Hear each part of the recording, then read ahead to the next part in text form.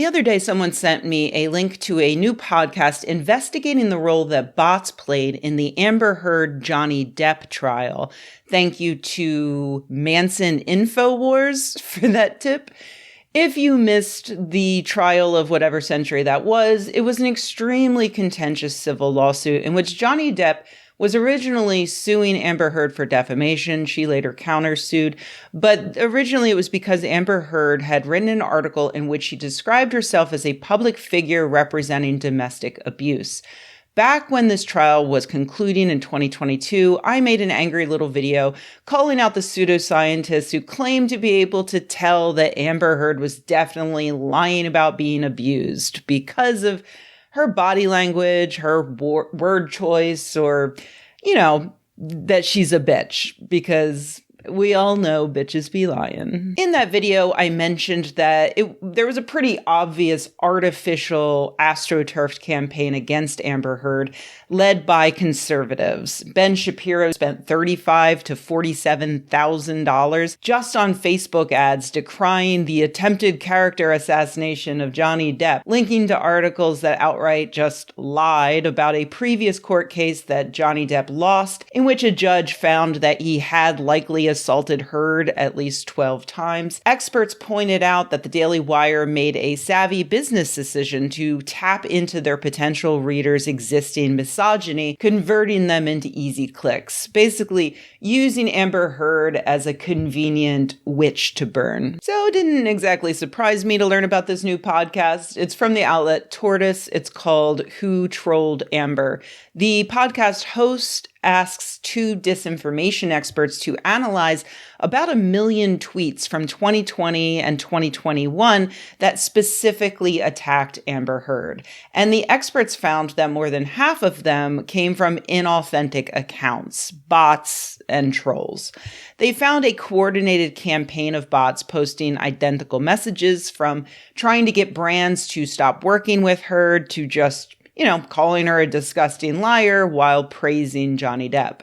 One bot network was the apparently famous Saudi Ministry of Flies, a group of bots or electronic flies that are annoying that usually focus on praising Saudi Arabia's authoritarian leadership. Tortoise notes that Saudi money is financing 2 of Depp's latest movies, the period drama Giandu Barry and a biopic of Modigliani called Modi. More significantly, Depp has made several trips to Saudi since 2022. According to Bradley, he's even become personal friends with the Crown Prince Mohammed bin Salman. Wow, talk about friends in low places. That's pretty convenient.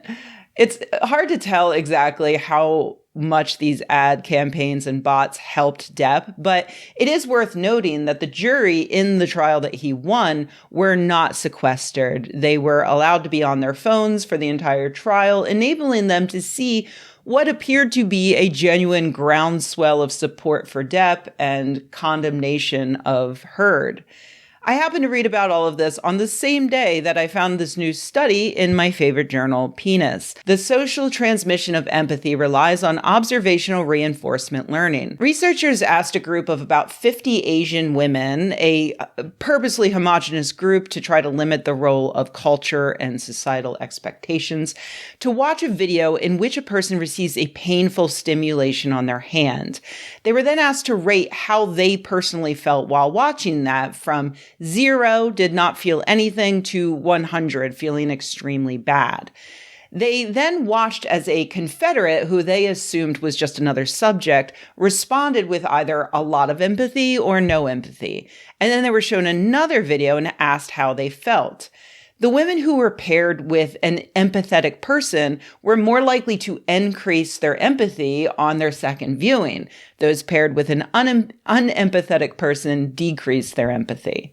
You may be wondering how the researchers know that the subjects weren't just faking their empathetic response in order to not stand out as much, to better match what they thought the other person was feeling. But in this case, the researchers actually went a step further. They got evidence that observing empathy actually changes a person's response in their brain. And they did this by sticking them in an fMRI. Yes, my normal caution about fMRIs should always be kept in mind, that they are super easy to manipulate or screw up. But yeah, it's pretty cool that they were able to apparently see these empathetic subjects literally changing a part of their brain. They changed the connectivity of the anterior insula, which is a section of the brain that is apparently associated with empathy processing. So what's all this got to do with Amber Heard? Well, I found it really disgusting back in 2022 how many people felt so confident just publicly dunking on a woman who had pretty good evidence that her ex-partner had physically abused her. And it's my hope that had social media not been completely infested with hatred for Heard, fewer people would have felt comfortable standing up and just outright calling her a liar with no evidence. These bots and the conservative ad placements artificially generated an atmosphere completely lacking in empathy for Amber Heard, giving the average person on the internet the confidence to join in on heckling her. These bots and ad campaigns actively made people worse humans in their brains. And, this problem isn't going away. Whoever bought those bots probably felt like they got their money's worth. And it's going to keep happening again and again and again. And by the way, the United States has a pretty big election coming up this year. It's not just disinformation that these networks spread, it's actual sheer hatred. So keep in mind that while it's important to combat misinformation that spreads so easily on social media, it may be equally important to just spread empathy. As the lead author said in a press release for this study, the good news from our studies is that we have the means to shape empathetic ability in adults through appropriate measures in both directions. It is possible to learn positive empathy from others. However, for empathy to thrive long term, it requires an atmosphere of mutual respect. One can respect someone without having empathy for that person, but it is challenging to develop empathy if the other person is not respected as a human or if disrespect is accepted in society. So it's worth noting who we see being dehumanized in our society and asking why that is. Like, why do we dehumanize women who accuse their famous partners of physical abuse? Or why are there a lot of people, including my very own current president, who do not think that the Palestinians are fully human? I guess I just really needed to see this study on empathy right now when it seems like so many people refuse to see things for what they are. Like they refuse to see the Israeli genocide for what it is.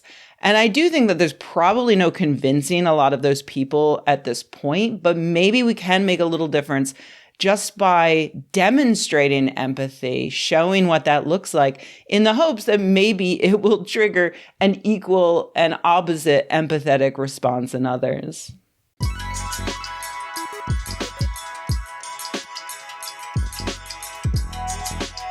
Hey everybody, thanks for watching. If you enjoyed this video, please give it a like. If you loved the video, please subscribe.